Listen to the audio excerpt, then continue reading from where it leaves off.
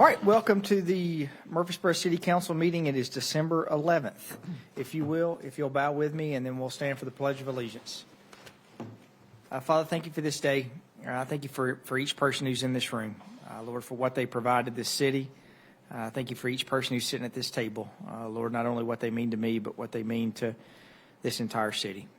I thank you for those people who are out protecting us in the weather, especially during the holiday season. So, Lord, I ask that you lift up those prayers that are unspoken and spoken, and especially during this time of year, there's so much joy, but there's sadness as well. And for those that need you, Lord, I pray they just ask. Lord, we love you and we praise you. In Jesus' name we pray. Amen. Allegiance to the flag of the United States of America and to the republic for which it stands, one nation under God, indivisible, with liberty and justice for all. All right. Do we have anyone signed up to speak? No, sir. All right. You've got 17 items that are on your consent agenda. Is there anything that needs to be removed from the consent agenda? I know Councilman Shackle wanted to remove about half of them and discuss it one by one, but for that, I think we'll just stick with the consent agenda as is. So, motion to approve. Did you say 17 or 18? I think there's 18. Sorry, I missed the 18th one. I was just seeing if y'all caught that. Just make You get to pick a random one you want to take off to discuss. Long now. We have a motion? Second. Second. Just a second. Please call the roll. Ms.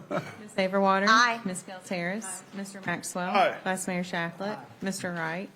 Mayor McFarland. Aye. And I did not say this under public comment, but I want to made a post about this morning, but I want to lift up the Demas family and our thoughts and our prayers. You know, long before Murfreesboro grew to the point where we are, there are a few things that we were known for, and Demas's is one of those. And the amount of people who will come from other areas to eat at Demas's. And so Mr. Demas passed away yesterday.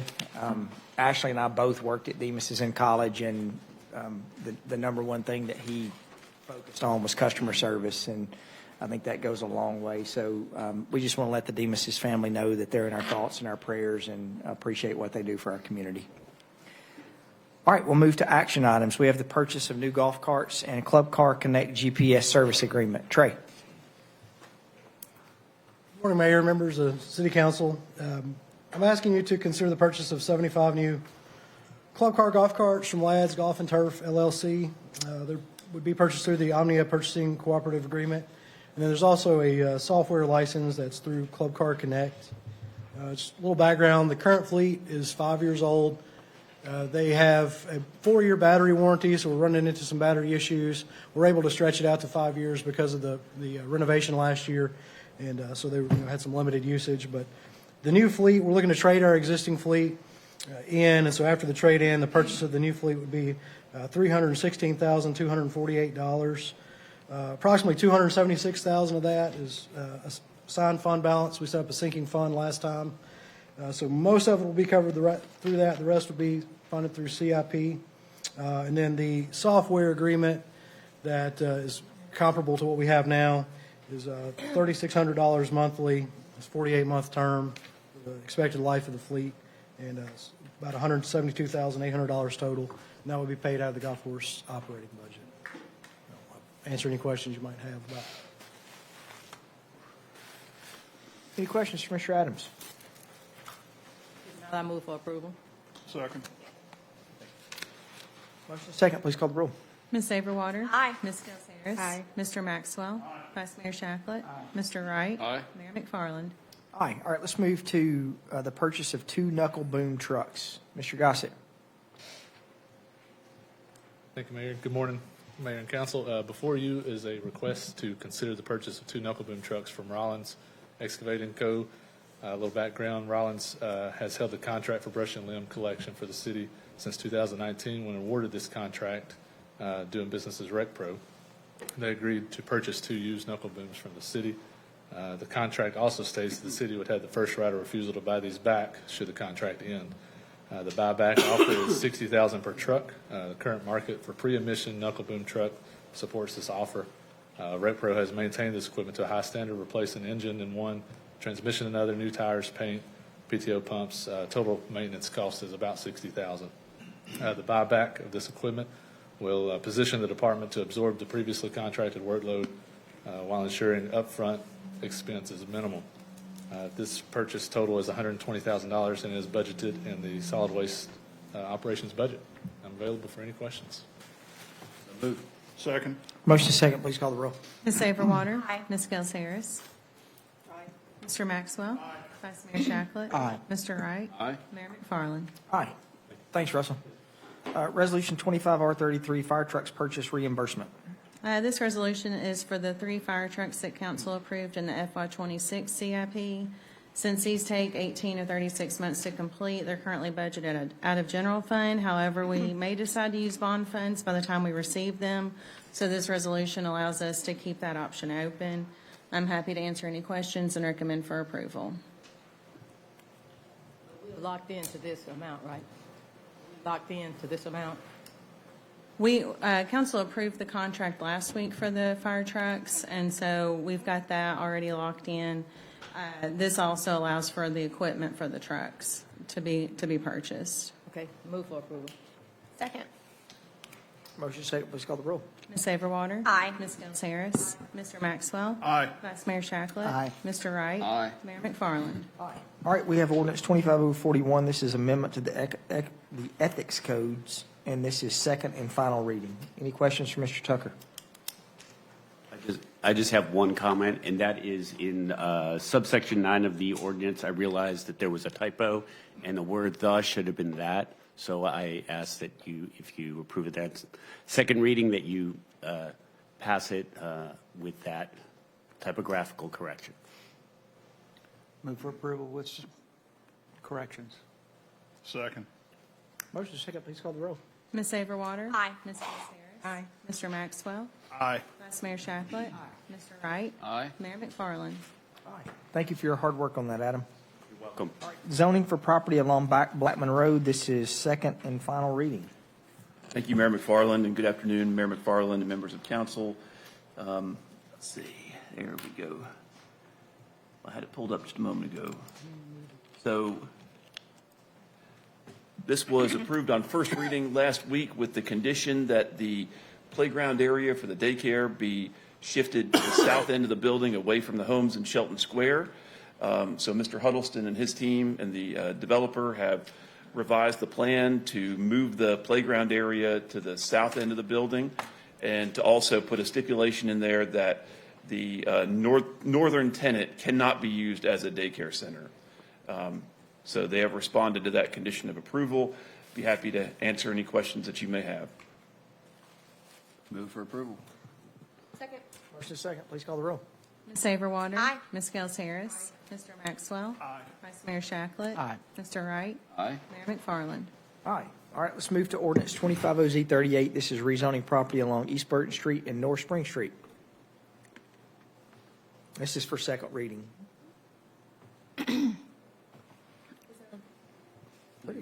Okay, move for approval. Second. Motion is second, please call the roll.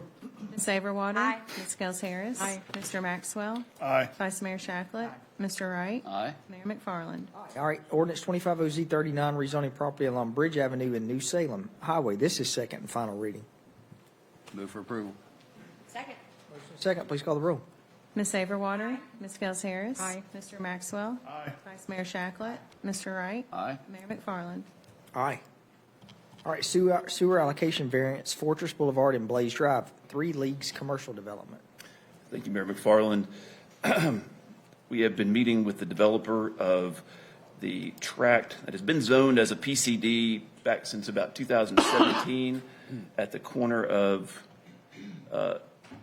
Fortress and Blaze. So this would be directly to the north of Blackman Elementary. It's zoned for retail uses and for self-storage. And so the developer of this property, which they are calling either 3 Fathoms or 3 Leagues, I'm not sure which one they're going with, are proposing a self-storage development for the eastern portion of the property and a retail and restaurant development for these 4 buildings along the frontage of Blaze and Fortress.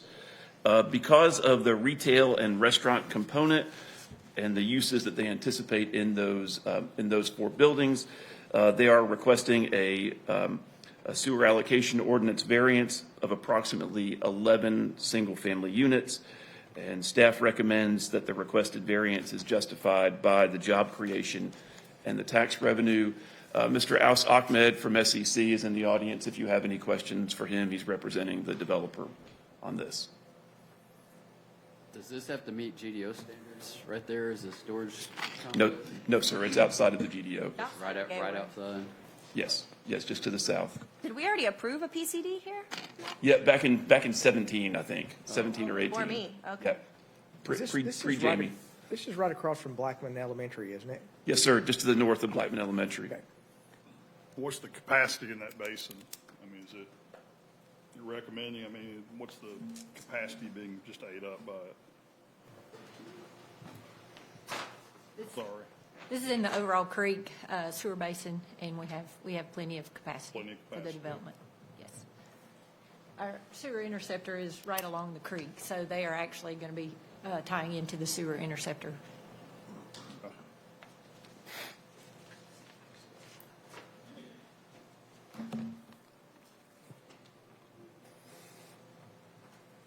Moved. Second. Motion second. Ms. Averwater? Aye. Ms. Gels Harris? Aye. Mr. Maxwell? Aye. Vice Mayor Shacklet? Mr. Mayor McFarland? Aye. Thank you. Thank you, Matthew.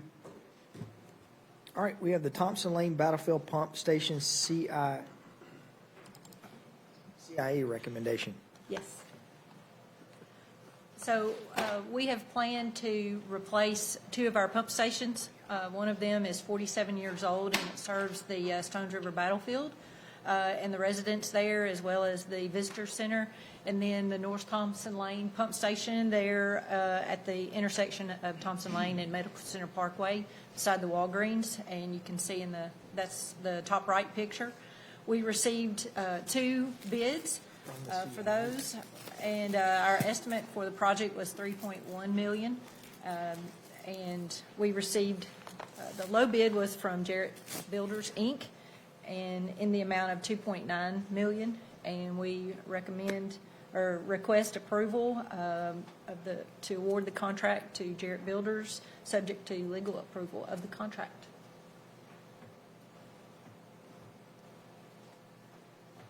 Valerie, you know people still turn in there because they think it's Walgreens? Yes, and I should have said, that's part of the improvements that we're making. We're going to fence it off, try to Great. conceal it a little bit better.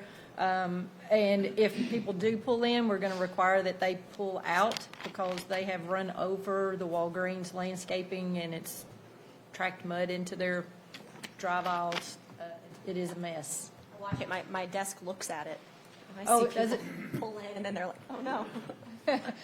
There will be room. We're going to concrete or pave the majority of the area to also give room for our vac trucks to turn in and back up and turn around and pull out. So if they do pull in there, even after it's fenced and kind of landscaped and signed, do not enter signs, they'll be able to come back out. Have we used this contractor before? We have not. CIA did check several of their references, and they also are, I think, on an on-call list for Metro. So their references did check out well. Just happy to see it come under our estimate. Yes, me too. Okay. Me too. We were afraid that it wouldn't. We thought about rebidding the project, but a lot of the contractors during the mandatory pre-bid meeting, there are many projects under construction right now that are using ARP funding. Thankfully, we are finished with our ARP funding projects, but they've got to have those projects complete by, I think, September or October of this year. So we were afraid to try and wait to rebid. I think it's October of 26, because October of 26. that's sort of our target for Town Creek as well. No other questions, I move for approval. Motion second, please call the roll. Ms. Saberwater? Aye. Ms. Gels Harris? Aye. Mr. Maxwell? Aye. Vice Mayor Shacklet? Mr. Wright? Aye. Mayor McFarland? Aye. All right, let's look at SSR Task Order 2541048, 201 wastewater facilities plan update. Yes, we are ready to begin a new task order with SSR for sewer master planning of our service area and the future land use or future service area. We had a previous task order in 2018, and that task order was put on hold for the city and planning redoing their future land use map, which is been approved at this time. And so we are ready to move forward and are just going to start over on our 201 wastewater facilities plan with SSR. They are able to use some of the information that they gathered, which was, what improvements from our last 201 wastewater facilities plan, what updates and what infrastructure had been put in since that time. They are also going to study the flow monitoring data that we have. So they're not only going to provide us a plan with how to serve the future service area, but as well as what improvements are needed on our existing infrastructure to continue the growth that Murfreesboro is seeing. This will be, the update will be conforming to SRF, State Revolving Fund requirements, in case we want to utilize them for future funding of any of the improvements. We request approval in the amount of $334,000 to come from our working capital reserves. And I'd be happy to answer any questions. If there are no questions, I'll move for approval. Second. Motion second, please call the roll. Ms. Saberwater? Aye. Ms. Gels Harris? Mr. Maxwell? Aye. Vice Mayor Shacklet? Aye. Mr. Wright? Mayor McFarland? Aye. All right, let's move to the JPP water reallocation study. Guess I didn't put that in presentation mode. So you all, in September, end of September, 1st of October, previously approved for Jones Fortuna legal representation and for the department to participate with Consolidated Utility District, Smyrna and Laverne, for the possibility of a new study for the Percy Priest Lake and allocating water to each entity. The approval was for $108,000, which was 20% of $540,000, and that was the estimate of what the legal representation would be. The Corps of Engineers came back and said to begin a study that they would need a letter of intent. Typically, these studies are funded 100% by the government, but their budget has already closed, and the first available time for a new study that could begin using government funding, if the funding was approved, would be October of 2026. Several of the partners in the group felt like that they didn't need to wait until then to start the study. The study's expected to take about 3 years to complete. And so they requested each partner, us being one of them, to participate in the cost of one of the study. The study is estimated at $2 million. Our percentage for the legal representation was 20%, but Murfreesboro ourselves don't necessarily need the water. We have plenty of allocation for our service area, but if you remember, about 50% of our city is served by Consolidated Utility District. So we felt like it'd be a good partner to partner with the group in the amount of 10% instead of the 20% for $200,000. And this will also keep us involved to make sure that the allocation, our allocation, remains the same, and that it doesn't. They don't try to reduce it to afford that to another partner. So we request approval to participate in the amount of 10% at $200,000. I'd be Any happy to- questions? Questions? No question, move for approval. Second, please call the roll. Ms. Saberwater, Aye. Ms. Gels Harris, Mr. Maxwell, Mr. Wright, Vice Mayor Shacklet. All right, next on the agenda, our workshop, homeowners rehabilitation, affordable housing assistance program policies, community development. Welcome back. Good morning, Mayor and Council. We have today's information. Where is, oh, sorry. We'll be bringing this back in January as an action item. But we are looking at some changes to our affordable housing and homeowner rehabilitation program. Our current policy, we require liens for any housing assistance programs that use HUD funds. HUD doesn't require a lien for the use of CDBG funds. It is up to the local jurisdiction to determine if they want to require anything there. So our current policy requires a 1-year lien for a tree removal, a 5-year lien for a homeowner rehab, and our affordable housing assistance or down payment requires a lifetime lien. They would sell or pay off that lien if they were to sell their house or if there was a change in ownership.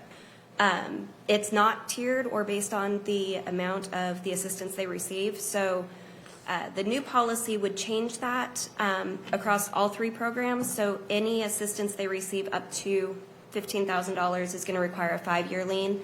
Anything between $15,000 and $40,000 will require a 10-year lien. And then anything over 40 will require a $15,000 lien.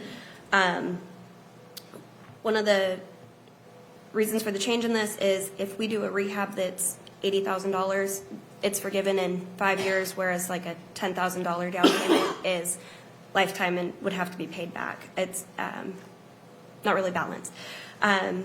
We did look at other jurisdictions, and the tiered approach seems to be the most common that they use, and so we're kind of leaning towards the same approach that many other areas are using.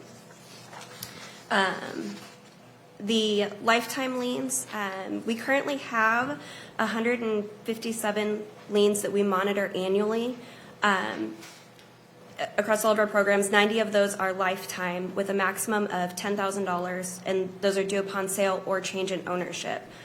We're proposing to go back liens that have been 20 years or longer, releasing those, which would be 11 liens in the total of 34,000 that would be released immediately, and the remaining of those would be released over the next 19 years. And then anything new that we record will be under the new tiered policy. Our homeowner rehab policy, our current policy has us come to council with any contracts that are $25,000 or above. We are looking to adjust that to meet purchasing, where anything $50,000 and above would come to council. Anything below that would allow for city manager approval. Under the affordable housing assistance, we are looking to increase the maximum level of assistance from $10,000 to $50,000, and not every applicant would receive the $50,000. It would be based on the need to bring their home to as close as possible to HUD's affordability standard, which is that your housing payment is no more than 30% of your income. We likely won't be able to hit the 30%, but we currently said about 45%. With some changes to the policy and allowing for a higher, we can aim for a little closer to 38% of their housing payment. We'll use an eligibility calculator to determine the level of need they will receive, and it's based on what their income is, the housing price. We work with the lender to make sure they're approved for their first mortgage and that it falls within our terms as well. The other change we're looking to make is the approval process. Currently, any down payment assistance we have comes to council for approval, and we're looking to speed the process up a little bit. We're having a little bit of difficulty trying to meet certain lender requirements for closing.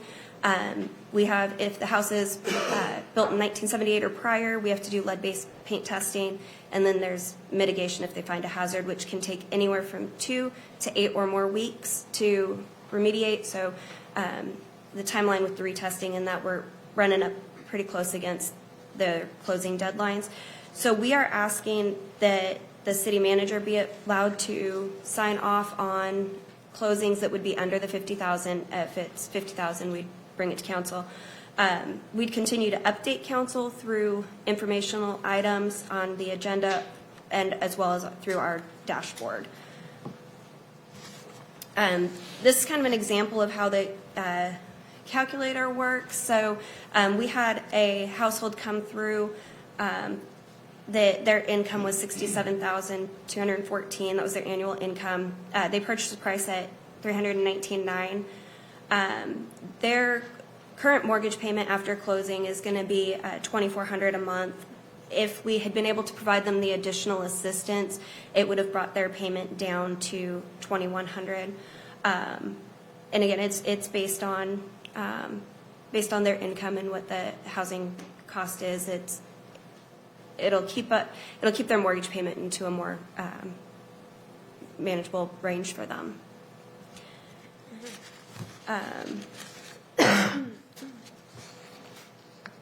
And then I'm happy to answer any questions if there are any, and then we'll, like I said, bring it back in January as an action item. Can you put up that last Yeah. slide again for me? You know, based on the information up there, it's a whole lot of people won't qualify for this program. I know things are high, but affordable housing and somebody's paying $1,800 a month for rent.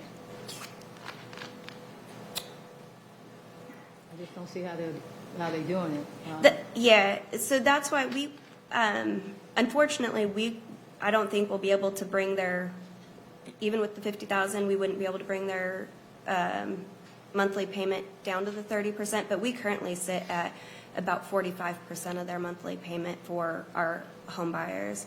And this is for the home buyers that come through Habitat. Habitat can give them extra, they find extra grants in that form to help bring that down with the zero interest, but we're seeing even through there that they're needing the additional level of assistance there. So you're saying that maximum income, 73 to almost, let's say, 83, actual income, seems like a lot of the population is already weeded out because of the income.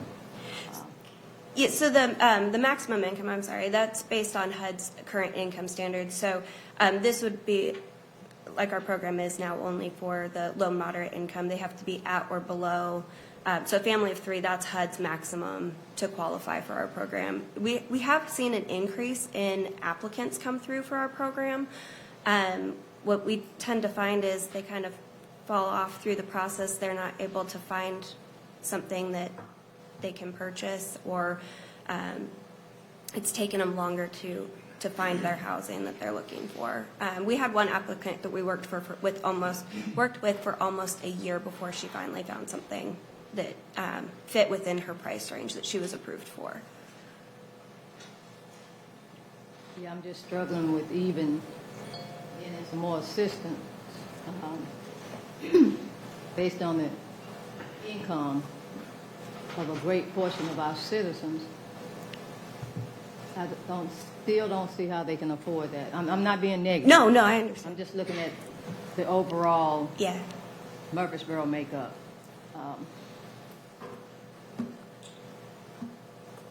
Who sets that limit? Is that a HUD limit on the family income? Yes. Okay. Yep, So that's kind of a non-negotiable. Correct. That's their annual median income that they set every year. How many applications did we actually handle last year? Last year, outside of the ones we partner with Habitat, we had, I think, 5 applicants come through, and we closed 2 of them. One ended up going separate because the lender they were using required 60 days, and the seller was wanting to close in 30. So they went out of our program to meet the requirement. You don't necessarily have to partner with Habitat. I mean, they're a great organization. This could be for anybody. Yep, and we did We've not had anything outside of our partnership with Habitat in over 5 years. We've closed 2 outside of that in the last 6 months. I'm sorry. Go. I was just going to ask Jessica, that max household income, that is a HUD-defined limit, that if they actually made over, and for example, household A made over 82,700, they would not even qualify for any assistance. That is correct. That is maximum income for any of our activities that we do, yeah. How many applications could you take in a given year based upon your, like, you said 5, like, could you take on 50? Or is the magic number that you can handle more like 5 or 20? It's kind of dependent on, it's dependent on our funding. So right now, in our budget for the affordable housing activity, we're budgeted that where we could do 5 at the 50,000. Not very many are going to qualify for the 50, so we'd be able to take in, I would estimate we'd probably be able to do 8 outside of that. And we do, with our partnership with Habitat, we usually do about 7 a year with them. Can they use some of the money for lead-based paint remediation if the house tested positive? Because I know in our program, the house has to be tested for lead-based, and if it comes back positive, can they use some of the money towards remediation? We can't use it towards remediation. We do pay for the first test out of the program. If a hazard is found, then it has to be resolved before closing, and it can be the buyer can pay for it, the seller can pay for it, however they negotiate that. And then we pay for the clearance test for the lead inspector to come back out and say it's been cleared of hazards. That's for purchase. Are you talking the renovation? No, purchase. Oh, for the purchase. So it looks like we're getting rid of the lifetime liens. Yes. And we'll no longer do them. Is that Correct. what I'm collecting from these Yes. slides? Okay, so we're going to phase out, we're going to release all the lifetime liens, and we're no longer going to hold lifetime liens. The maximum we're going to hold is 15 years, yes. if we pay for 40,000. If they sell, just for everybody, if they sell and before that time is up, the 5, 10, or 15, they owe all the money back, no Yes. interest. That is correct. Yes. If they sell or there's a change in ownership at all, they're required to pay back the amount that they borrowed. So why do some cities not put liens at all? I don't know. I don't know. That's wild. It is, yes. There are some jurisdictions that require like payback with interest, and I don't know how they manage all of those. It varies quite a bit, but this tiered approach seems to be kind of what most do. I have a big problem with the word affordable when we're talking about housing here in Murfreesboro. Yeah. Here again, I'm not jumping on you. Yeah. I mean, don't take it personally. No. With what we are calling affordable housing, we're pushing people out of housing because they can't afford it. Here again, maximum income 80, let's say 83, 75. The people that really need the assistance would never qualify under that stipulation.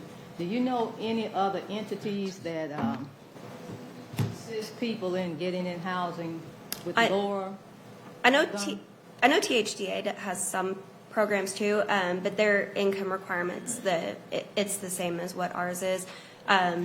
They have a couple different programs. I'm not exactly sure how they're structured, but I know they do run a couple different. The term affordable housing is based off the median household income. Yes. And what the median household income can afford, not what you necessarily would think would be affordable, though. It's based off what the income level is. Oh, yeah, that's why I'm going off of 82, 75. That's it's a lot of people way under that income. And what we're doing is squeezing people out of homes. I mean, these people on fixed income and everything's going up and they're still getting the same income. So, I could talk all day about that, but I'm done. Ms. Scales Harris, just to be clear, that's the maximum. You will not qualify for assistance if you make that or over. You have to make under that to qualify. Yes, sir. Okay. I understand that being the maximum, but I have problems with that hitting number. What's the minimum?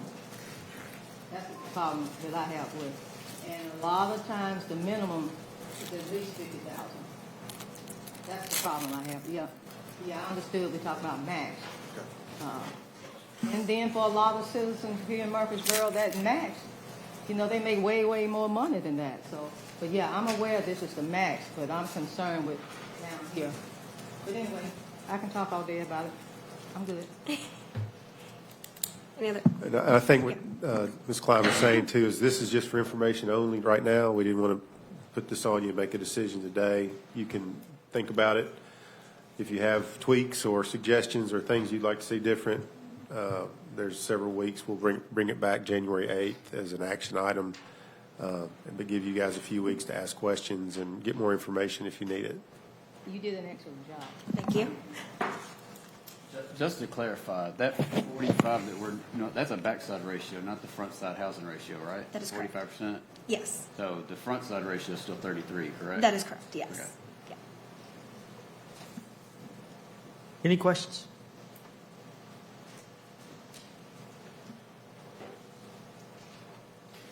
This is not an action item, correct? Correct. All right. Thank you, Jessica. That was great. All right, let's talk about city-owned Medical Center Parkway review of purchase and sale agreement. Mr. Gore.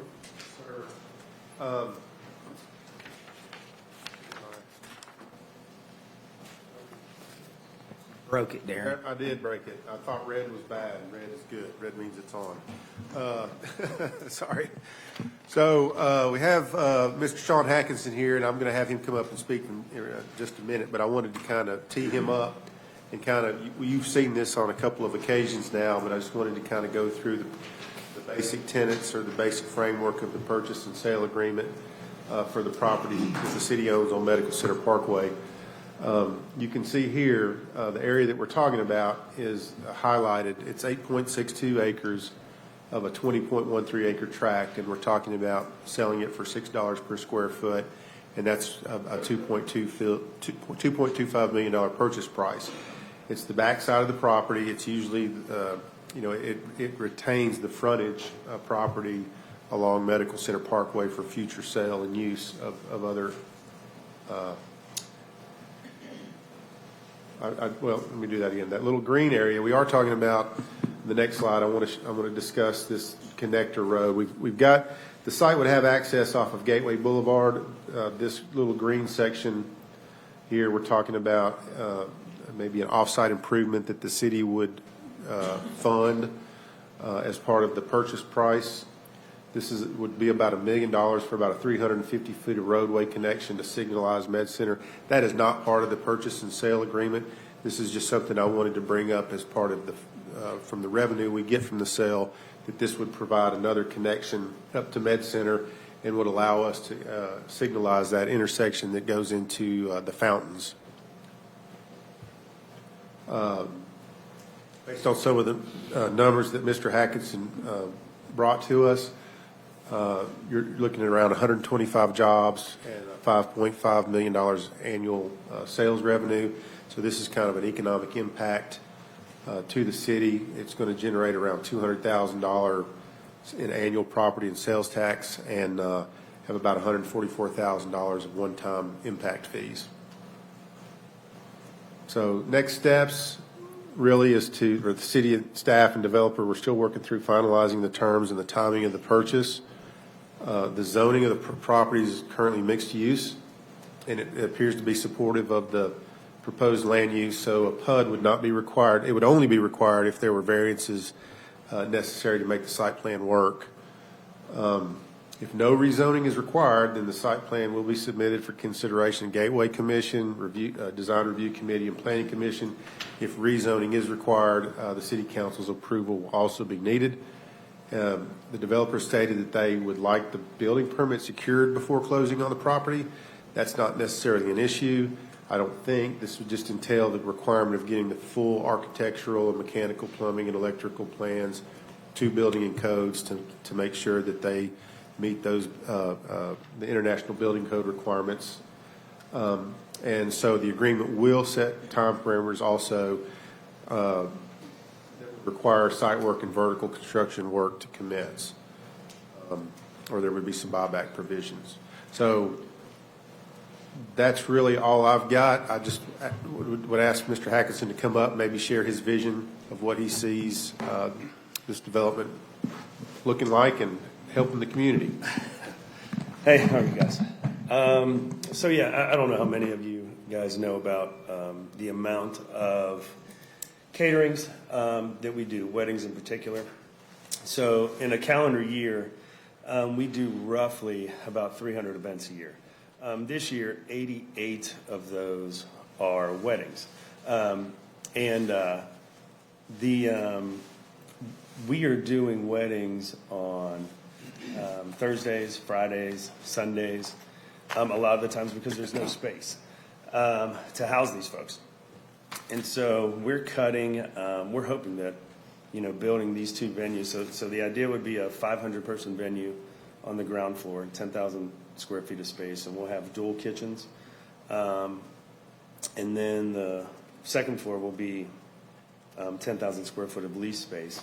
And then third floor will be 10,000 square feet, cut in half, would have a second venue, 250 to 300 people, full kitchen, and then we'll have a rooftop restaurant up there as well, overlooking Greenway, the river, golf course. We plan to incorporate the Greenway into our project, and so, but the venues especially, we have, as you guys know, we have the hotel space to house all these folks for these large events, but there's only really two places in town that can do that, and so we kind of want to set the bar for that type of operation in the city, but that's kind of that's the plan. So, any questions? So 500 people it could handle?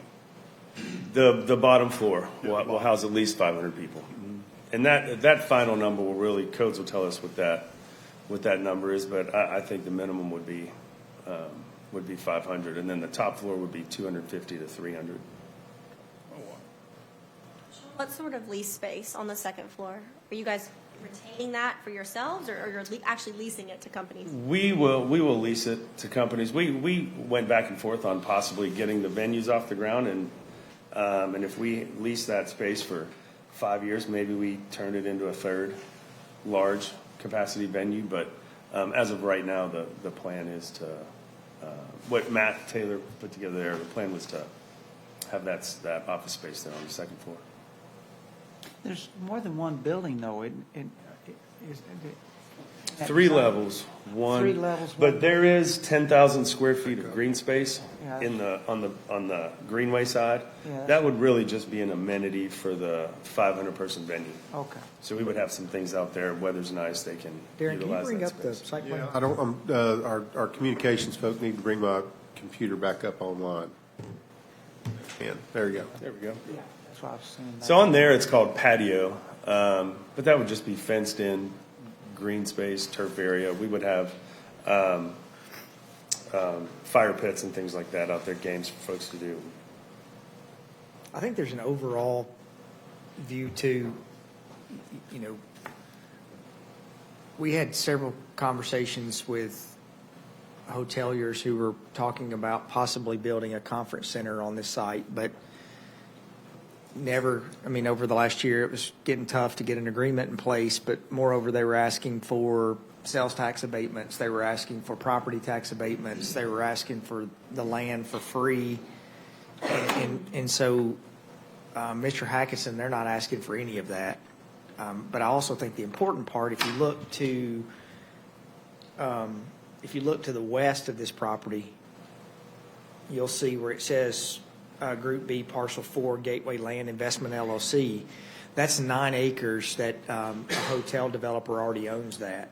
And talked to that developer yesterday, and they said that based on what they're seeing on this project, that they would start their hotel first quarter of 2026, so next year.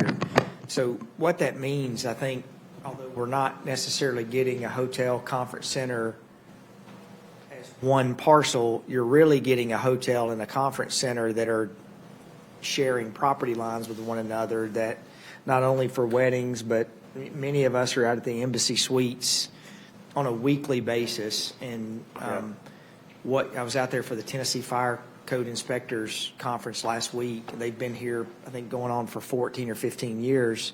And there's just not there's not space for anyone to meet in town. And as we continue to have conferences and different groups who want to come in, to me, this fits perfect together, having almost up to 750 seat event space and a hotel next door to each other. So the infrastructure's there. We're already improving the road in front of it. The one thing I think the council will need to discuss over the upcoming months is what to do with the parcels that have the road frontage along Medical Center Parkway and what we want to see there.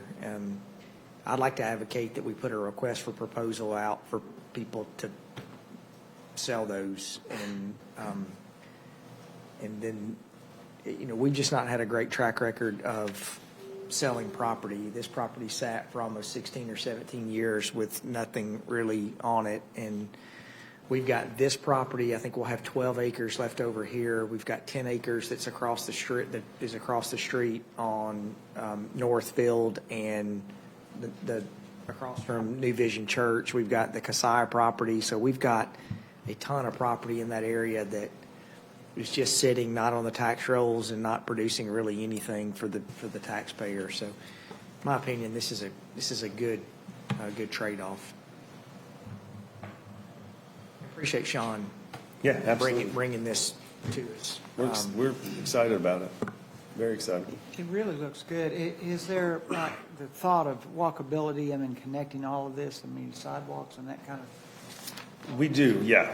We definitely want to, we're even talking kind of on the side. I'd really like to have bike racks and things out there for folks that are coming up. Grab a beer and a pizza while you're hitting the greenway. let your work X out each other. But for sure, we absolutely want to incorporate the river and the greenway. 500 seat, is there a stage or anything like that, or is it going to be an open kind of space? Or It'd be open space. When we kicked around doing a venue in that lot next to us, next to the alley, Concert Productions had us a collapsible stage. And so we will have, like, if somebody has a band at a wedding, or, we may want to do music at some point. It gives us that option, but it collapses enough to where it's easy to store. We need a place like that too. Yeah. And there are rental companies that just rent out the Set 'em up. stages. Yes. Yeah, good. We need the event venue. We need the space. Yeah, I took last week 3 tastings, and 2 on a Friday and 1 on a Sunday. And so Yeah, some of you were at my wedding. I got married on a Sunday, and Yeah. couldn't even do it in the city of Murfreesboro because there was nowhere to hold us. Yeah. So this is great for sales tax. So just to make sure that anyone who's watching this, Sean and his partner, they're not asking for property tax abatement. They're not asking for sales tax abatement. They're not asking for TIF. So really, in full disclosure, I think that the $6 per square foot is below the market price of what you see in the area. But at the same time, that is well above the cost that the city has in this site.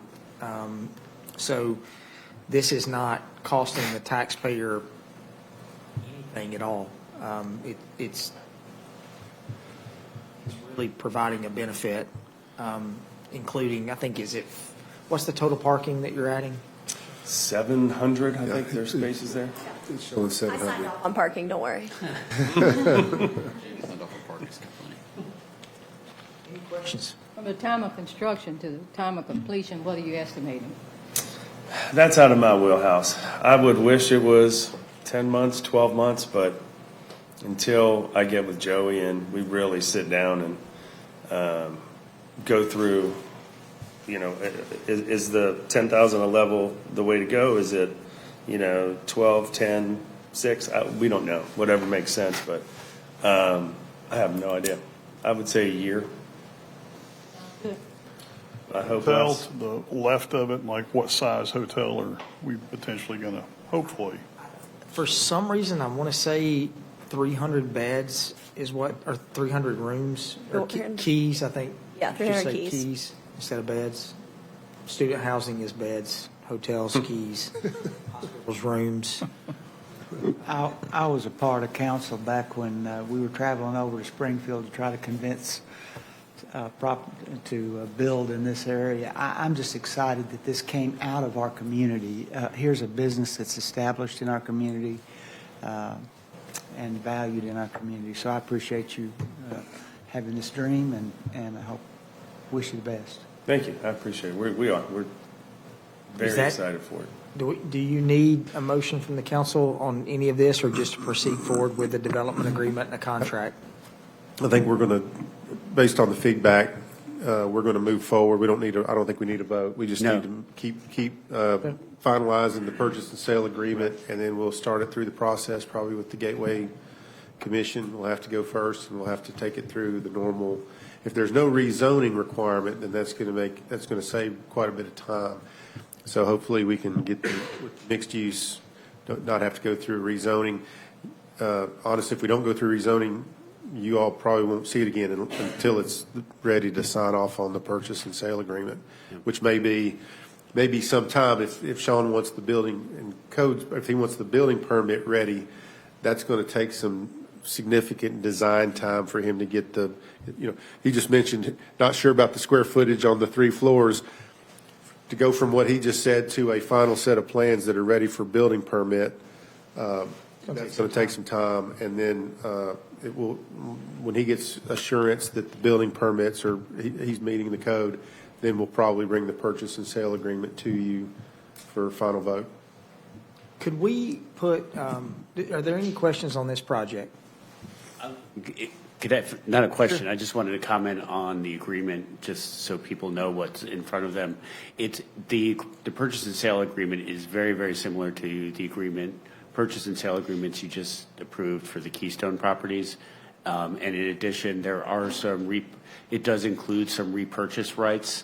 Obviously everyone, wants the project to succeed, but,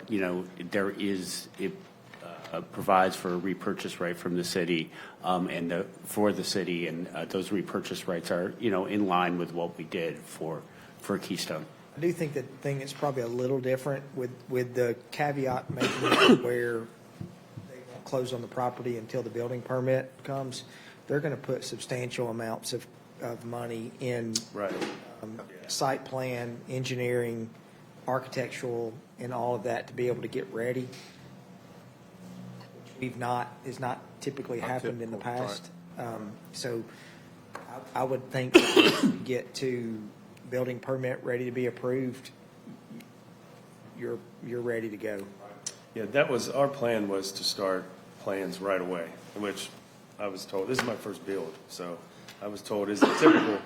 But Jeff Reed had said if we have the plans, it'll speed the process way up. So that's our job is to put the money up front and spend the money and know that everybody's feels good about it, and just get it so the numbers, the math makes sense on the construction side, and then get going. Any questions for Sean? Sean, thank you so much. Thanks, guys. Thanks. Adam, maybe at another workshop, or Darren, but I think it'd be great for the council to get an idea of surplus property that we've got specifically in that Gateway area.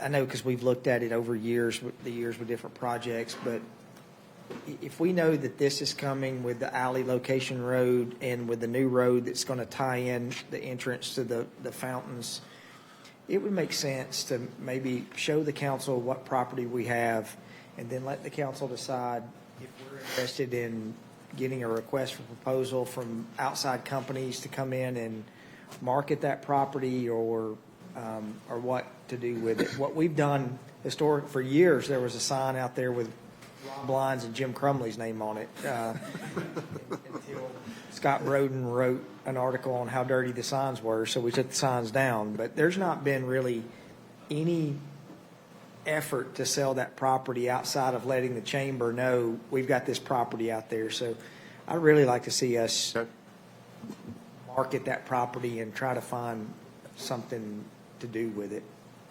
Could we also get a list of just other sizable tracts that we have? Like Craig was telling me one day, we've got property everywhere.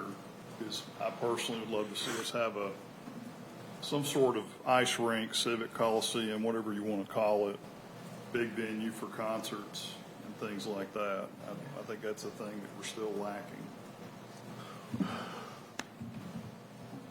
There's 12 acres right there that, I mean, so, yeah, I think it'd be great just to get an idea of what we've got. Got it? Okay. All right. Wrote it down. That's a good idea. Any questions on the ever-exciting dashboard that Aaron has prepared? Highlight of my day. The month. It is. We're waiting for November, Good stuff. December. It's good stuff. Seeing no questions, we'll move to beer permits. One today for an ownership change of a restaurant located at 740 Northwest Broad. The applicant has met our requirements, and we recommend for approval pending any final building and codes inspections. Any questions? Approval. Second, please call the roll. Ms. Averwater? Aye. Ms. Gills Harris? Mr. Maxwell? Aye. Vice Mayor Shacklet? Mr. Wright? Mayor McFarland? Any statements to be paid? Yes, sir. All right, let's talk about the use of requests for competitive seal proposals for mechanical and electrical services for the Water Resources Department. Ms. Smith? You said it. We need, sorry for the late entry, but we realized that the John Bouchard contract was ending early February, so we decided it best to get permission so we can go ahead and get that posted for as long as possible. So this is a request for approval to use the RFCSP method of procurement for the Water Resources mechanical and electrical contract by state statute and city code. City council permission is required to use this form of procurement. So we ask for approval. Move for approval.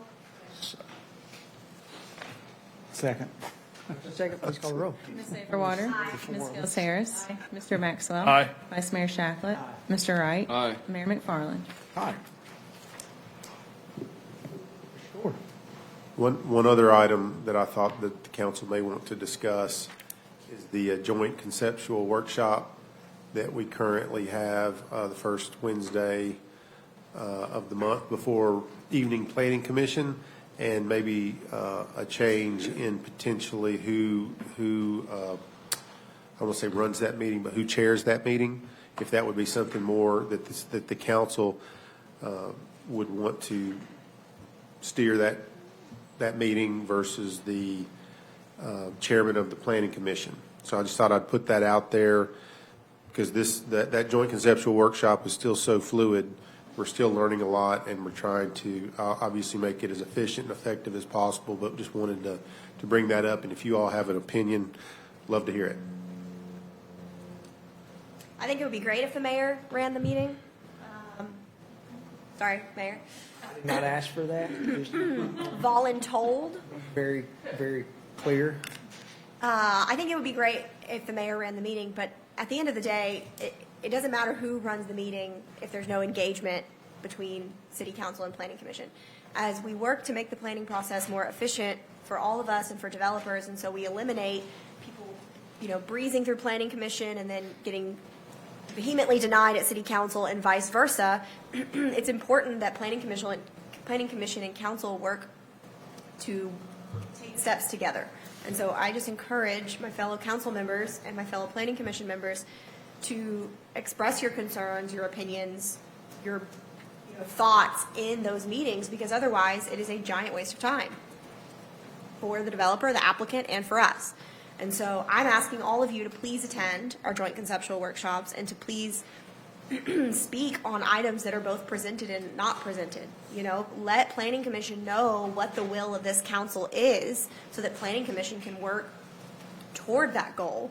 There's no point in something getting approved at Planning Commission if it's not going to pass council. And I apologize, I got a little head cold, but, you know, I've attended a couple of the joint meetings, and, you know, you could hear a pin drop.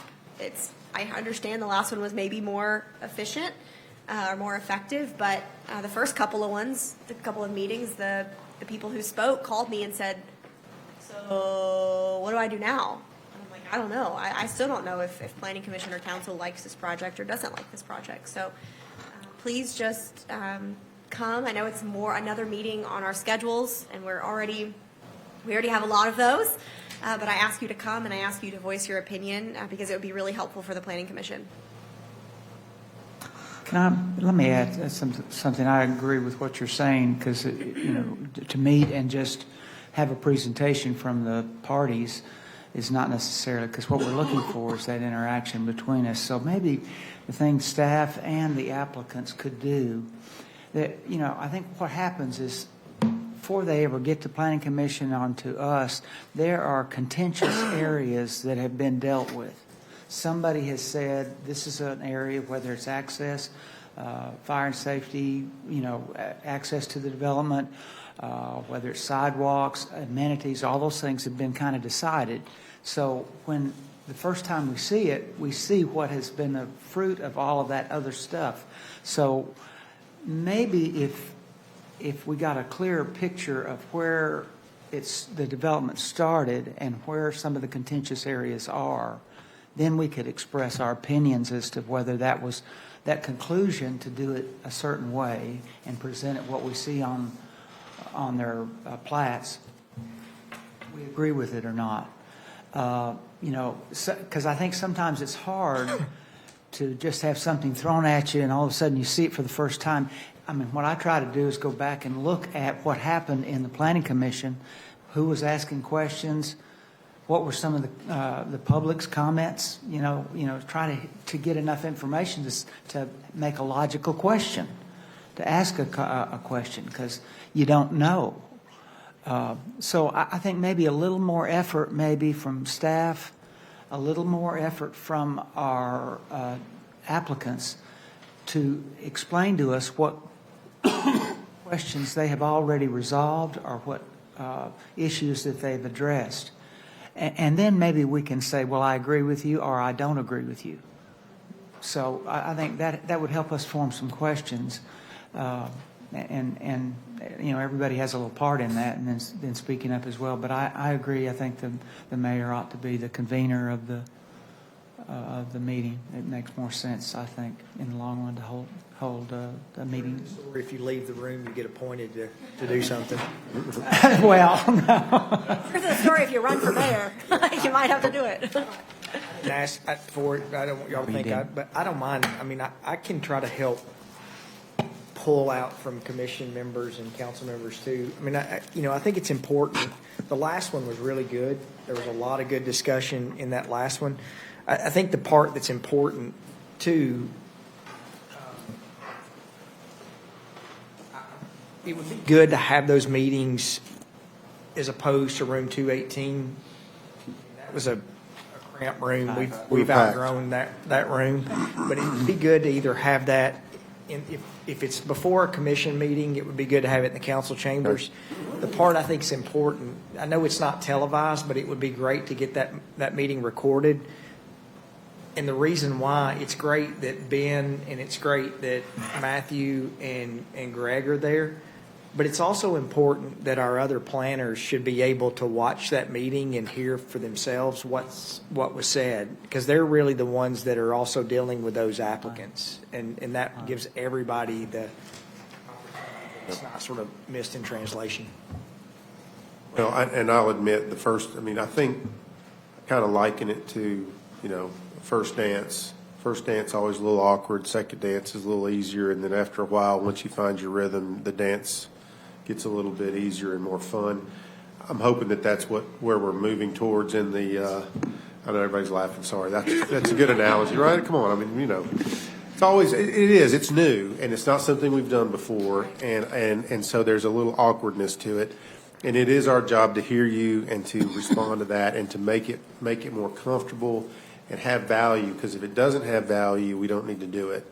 I can tell you from the last meeting that we had, I thought there was large value, and I think I can speak for our planning team as well, that they felt like they walked away understanding what was green lighted and not going to have a problem moving forward. So I would, we'll get better at it, and we're going to try harder to communicate better and maybe bring up those wedge issues that you need to think about. And if we need to do something with our agenda, or however we need to do it, we're committed to making it better. Well, there was a time that we didn't televise these meetings that we're in now. And so now we televise all of these. I'm not advocating that we have to make this meeting live, but I don't think we anticipated that the amount of citizen input that would want to come to the meeting as well. Because the meeting last week, the audience was packed with people. Yeah, I mean, there were no seats. They were having to pull seats into the meeting. So as we start seeing these bigger projects like the one on the Horde property, and we start seeing these larger projects, the community is going to want to come to that meeting and get an idea of what's happening. So, Does that mean we need to have all of them in this room? 218 was it was standing room only at that last meeting. So I think to keep it more convenient for the planning commission, I still think we keep it at 4:30 before that, but we just do it in the council chambers. And if we ever want to record, video it, or televise it, we can. How do we do it in the council chambers, Darren? You would have the staff not sit at the dais, sit down. I think there'd be enough seats up there. Oh, okay, I see. Yeah. I see. Take out staff. Yep. Yeah. They just sit in the front where the clerk sits now at council meetings. It's fine. That's fine. I feel, I treasure council's meetings in this room. Okay. I feel it's more conversational. It's maybe, I wouldn't say more casual, but it's more conducive to a workshop environment. You know, I do have concerns that when you get up in the, formal tribunal, it feels a little, it feels. Would you be open? I mean, would we want to do the planning commission, the evening planning commission meeting here? I mean, do the workshop, do the joint conceptual workshop, and then the planning commission meeting at the airport? Chad may kill us. Darren? Chad, are you here? When we first had workshops, they were in council chambers, and we set up the tables to do them there. Like on the floor. On the floor. Yeah. You move the seats to the side. We had a couple of workshops. I think the only We part, set those up. We're in the weeds, but the only part that's going to be tough with that, I'm thinking about our production team and our staff is, like we had 2 minutes in between the planning commission meeting and the workshop, and they're not going to have time to pull tables out, That's true. reset everything up. So, I mean, the options are either going to be have it at the council chambers or move the afternoon planning commission meeting to the library. I mean, not library, to here, the airport. And, Well, this is evolving. This is an evolving process, so maybe we try something and see if it works and everybody's comfortable with it. So you're saying the joint conceptual workshop from now on, we've decided on 4:30? Or are we still kind of going back and forth? 4:30 prior to the planning commission meeting? Chair Halliburton he goes to the Christie Houston Foundation board meeting right before the afternoon planning commission. So he would never, the first one we did was before the afternoon meeting, and Chair Halliburton. Conflict as well, Darren. Chair Halliburton, there was a lot of conflicts there, so that's why we moved it to the 4:30 before the evening meeting. We will always be at the evening meeting now. That's the plan. I don't know that we want to have the evening meeting here.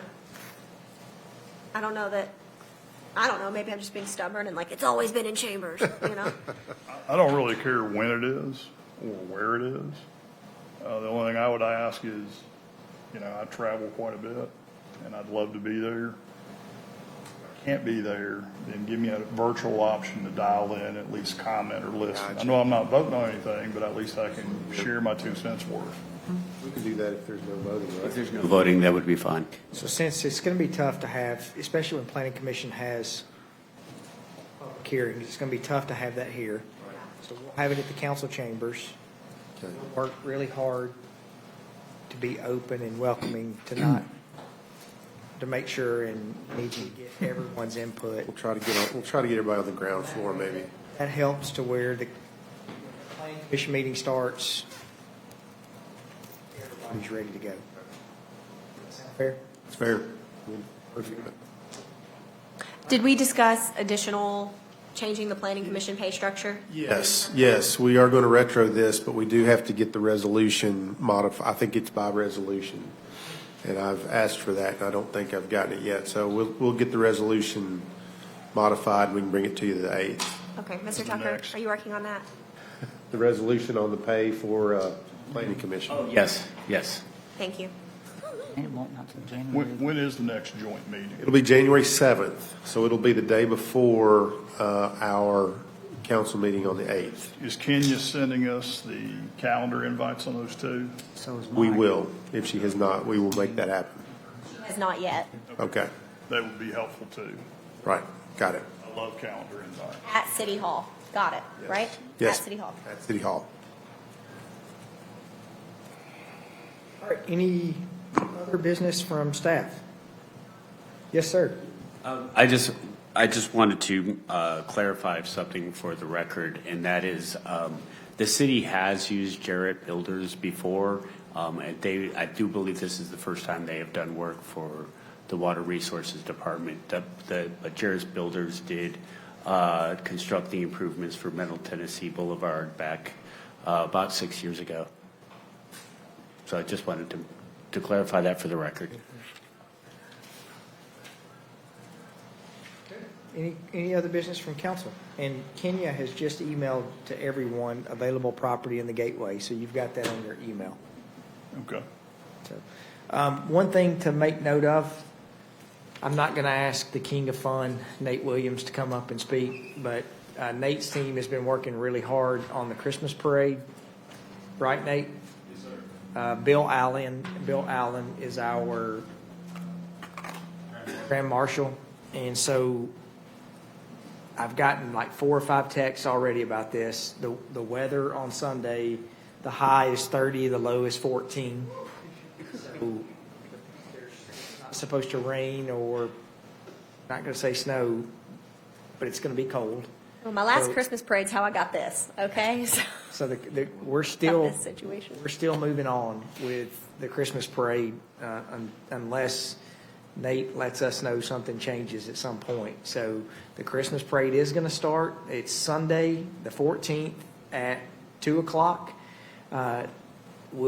The city council will meet at our normal spot, walk down East Main Street. The square is going to be closed for any vehicular traffic except for the parade. So if you're watching this, you're not going to be able to park around the square. And am I missing anything, Nate? Starting what time on Saturday? 2:00. Oh, We meet at Sunday. 1 though. So Sunday morning, they will start closing, the police department will start closing, yes, 7 a.m. on Sunday. And we'll be walking. We will be walking.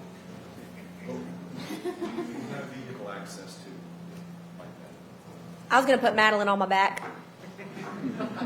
You can ride my dog if you want to ride him. He'll be coming. We on TV, I'm not gonna comment. You better put a jacket on Knox. I'll say it, I know it's cold, and I know it's Christmas, and I know it's gonna be cold, but I couldn't think of a better grand marshal than a true hero in Mr. Bill Allen. So if you're out there, get out there and say hello to a true American, true legacy, true hero, and say hello to him as he rides. And what's he riding in, Shane? Nate is taking care of that. We want to make sure and keep Mr. Allen warm. He's going to be riding in a UTV that's enclosed with heat. So if anybody specifically wants to see Mr. Allen, you need to be on the left side. He's going to be sitting on the left side of the car. That makes sense. So going down Main, if I'm walking down Main on the left side, Correct. my left. From the direction of the traffic. I'll be there unless my baby comes he's due on the 26th, but he's active. All right, any other questions for staff? This will be our last meeting until the new year. Oh. So want to tell everyone, thank you for your hard work in 2025. Thank you for everything that y'all have done and continue to do for the residents of Murfreesboro. And so, Happy New Year for 2026. Look forward to a big year, and have a Merry Christmas with your family. We stand adjourned.